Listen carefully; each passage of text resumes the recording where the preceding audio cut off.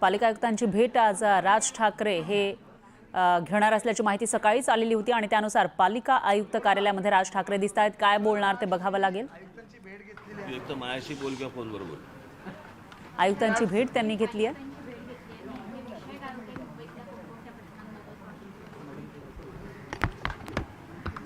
तोंडात घालायचं लांब ठेव ना जरा। किती वर्षांनी आलात? किती वर्षांनी आलात वास्तूत या?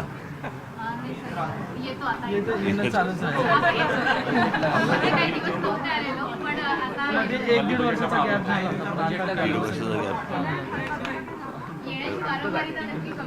हो, कारण मी जवळपास 4-5 वर्षांनी येत असेल।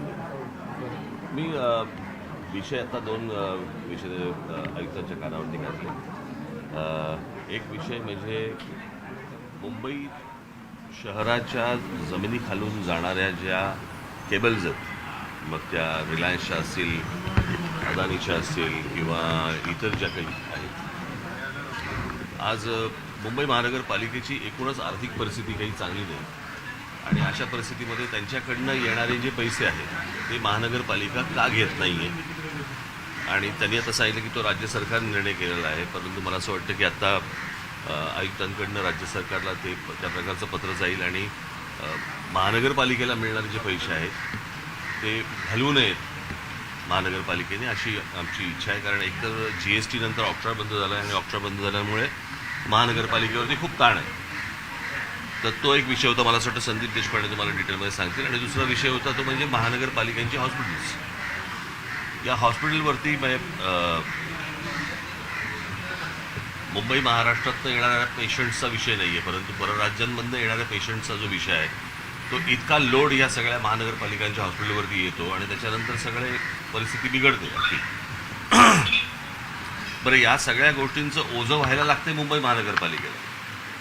म्हणजे इतर राज्यांमधनं येणाऱ्या पेशंट्सना, ते काय पेशंट नको किंवा हवेत हा विषय नाही आहे, परंतु इतर राज्यांमधले येणारे जे पेशंट्स आहेत त्या महानगरपालिका तिकडची लोक ही काही मुंबई महानगरपालिकेला काही पैसे देऊ करते का, की नुसतेच फक्त आपण पेशंट बघायचे आहेत आणि आपल्या शहरावरचा किंवा हॉस्पिटलवरचा लोड वाढवायचा आहे। या दृष्टिकोनातनं काही काय म्हणतात त्याला वेगळे चार्जेस काही करता येतील का, कसे करता येतील किंवा काय, या दृष्टिकोनातनं आत्ता आमचं बोलणं जातं।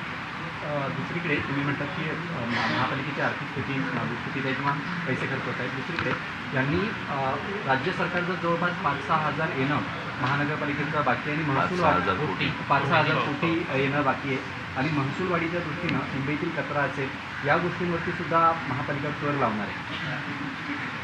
कचरा असेल, घनकचरा व्यवस्थापनासाठी ते कर लावणार आहे 100 रुपयापासून ते कचरा संकलनाचं। ना आमचं तेच म्हणणं आहे या सगळ्यामध्ये की जर तुम्ही कचरा संकलनासाठी कर लावताय, आज ज्या झोपडपट्ट्या आहेत जिथे अनधिकृत जी कमर्शियल जागा पण आहे तिथे पण तुम्ही कर लावताय, तर मग महानगरपालिकेच्या जमिनीखालनं जाणाऱ्या ज्या 42 युटिलिटी आहेत त्या युटिलिटीपैकी किती लोकांकडनं आपण कर वसूल करतो। म्हणून आमची मागणी आहे की जर त्या युटिलिटीच्या खालनं ज्या गेलेल्या आहेत, मग त्या रिलायन्सच्या असतील, एअरटेलच्या असतील, कोणाच्याही असतील, त्यांच्याकडनं जर कर वसूल केला गेला तर जवळजवळ 8 ते 10 हजार कोटीचं उत्पन्न हे महानगरपालिकेला मिळू शकतं आणि त्या दृष्टीने प्रयत्न केले पाहिजेत महानगरपालिकेने। म्हणजे राज्य सरकार पण आपल्या जी येणी आहेत ती देणार नाही, बोजा पण आपल्यावर पडणार, पण मग महानगरपालिका पैसे पोचणार। सगळ्यांना तुम्ही टॅक्सेस लावणार, मग या कंपन्यांना का नाही? कळलं का? बरं, ह्या काही धर्मादाय संस्था नाही आहेत, या प्रॉफिट घेतातच आहेत त्यांचा, ते पैसे कमवतातच आहेत, मग महानगरपालिकेने पैसे का नाही घ्यायचे यांच्याकडनं? एवढा फक्त विषय आहे। आता मला असं वाटतं आयुक्त त्याच्यावरती काम करतील आणि पुढे कारण हा राज्य सरकारने घेतलेला निर्णय असल्यामुळे माझी त्यांची नोट गेल्यानंतर माझी मुख्यमंत्र्यांची याच्यावर बाबतीत चर्चा होईल, पुढे काय होईल माहिती नाही। कोण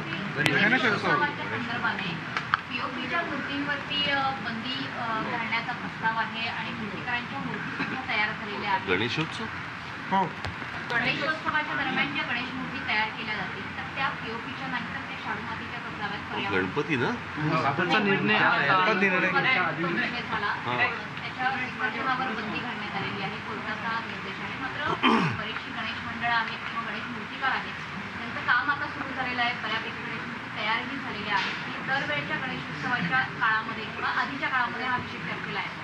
तर पीओपीच्या गणेश मूर्ती असाव्यात की नसाव्यात यावर नाही, मला एवढंच फक्त म्हणायचं आहे की या सगळ्या याच्यामध्ये मूर्तिकारांनी पण आता विचार केला पाहिजे की दरवेळेला जर समजा हीच गोष्ट येणार असेल तर त्यांनी गोष्टी बदलल्या पाहिजेत. प्रत्येक वेळेला बनवायच्या आणि त्याच्यानंतर तुम्हाला माहिती आहे की सरकारचं काय म्हणणं आहे ते कुठच्याही सरकारचं, तर त्याच्यामध्ये बदल हा त्यांनी मूर्तिकारांनी काळामध्ये हा विषय चर्चेला आहे. तर पीओपीच्या गणेश मूर्ती असाव्यात की नसाव्यात यावर नाही, मला एवढंच फक्त म्हणायचं आहे की या सगळ्या याच्यामध्ये मूर्तिकारांनी पण आता विचार केला पाहिजे की दरवेळेला जर समजा हीच गोष्ट येणार असेल तर त्यांनी गोष्टी बदलल्या पाहिजेत.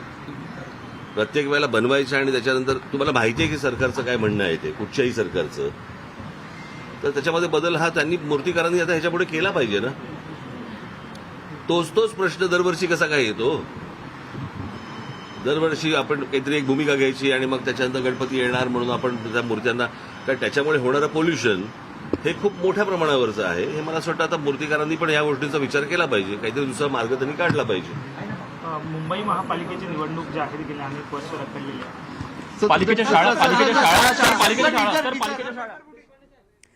तर राज ठाकरे यांनी पालिका आयुक्तांची भेट घेतलेली आहे आणि वेगवेगळ्या मुद्द्यांवरून ते आता काय चर्चा झाली याविषयी सांगतायत. आयुक्त म्हणतायत निर्णय राज्य सरकारचा आहे असं राज ठाकरे म्हणतायत आणि मुंबईमधील जी रुग्णालय आहेत त्याच्यावर परप्रांतीयांचा भार असल्याचंही राज ठाकरेंनी सांगितलंय.